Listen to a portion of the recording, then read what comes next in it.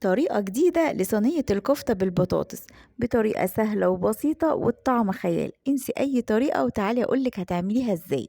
نص كيلو بقى من اللحمة المفرومة، عليهم كيس من بهارات الكفتة من كنور، ومعلقة كبيرة من البابريكا المدخنة. هنبدأ نسمغ الكفتة بتاعتنا كويس جدا لحد ما يظهر ليها خيوط. هتكوني بقى حاطة في ايدك كده معلقة زيت، مسحة ايدك بزيت، وابدأي كوريها كده كور صغيرة او وسط الحجم اللي يناسبك، وابدأي كده خلصي كل الكمية بالشكل ده.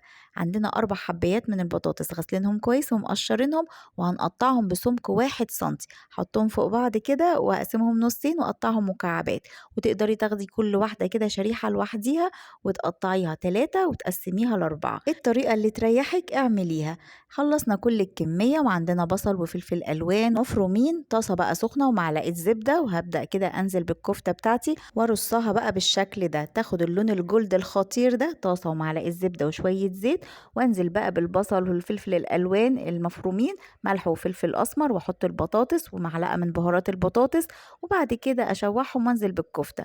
هنحط بقى مكعبين من مرقة كنور ومعلقة صلصة ومية سخنة، هدوبهم بقى كويس وانزل على البطاطس والكفتة نص ساعة كده على نار هادية، ويكون الغدا جاهز. جربوها هتعجبكم جدا. باي باي.